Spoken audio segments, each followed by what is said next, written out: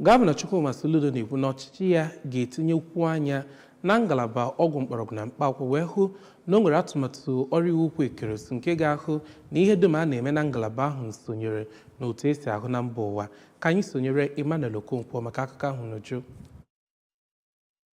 Aka na-achị steeti ya Gọvanọ Soludo nke ọ bụ onye nọchite anya na ya bụ ihe mmemme bụ osote ya bụ dọkịta Onyekachukwu Ibezim kwupụtara nke a n'oge ihe mmemme ịnabata ụmụ akwụkwọ ọhụụ na-agụ maka mgbọrọgwụ na mkpa akwụkwọ na mahadum Chukwuemeka Odumegwu Ojukwu dị n'Igbariam, ebe ya bụ amụma bụ nke alaka Pharmaceutical Sciences nke ụlọ akwụkwọ ahụ wepụtara iji wee hụ na ememina nsogbu dị iche iche a na-enweta n'iji mgbọrọgwụ na mkpa akwụkwọ wee gwọọ nrịanrịa. N'okwu ya na mbụ, onye ji ọkwa Acting Vice Chancellor nke ya bụ mahadum bụ ọkammụta Kate Omenugha nọrọ oge ọ na-akọwa ya bụ amụma dịka mbọ ha na-agba iji wee hụ na ha were mmụta ha wee weta ntụgharị tọrọ atọ n'ime obodo, ọkachasị n'ihe gbasara iji mgbọrọgwụ na mkpa akwụkwọ wee gwọọ ya, ebe o toziri nnọọ ndị ụmụ akwụkwọ ahụ maka mkpebi ha nwere isonye na ya bụ ihe mmụta. Onye dị ọkwa dean nke Faculty of Pharmaceutical Sciences na ya bụ mahadum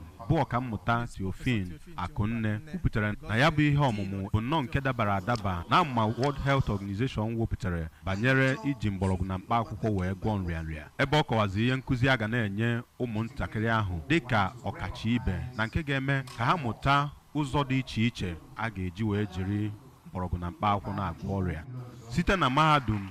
Chukwuemeka Odumegwu Ojukwu dị n'Igbariam, abụ m Emmanuel Okonkwo.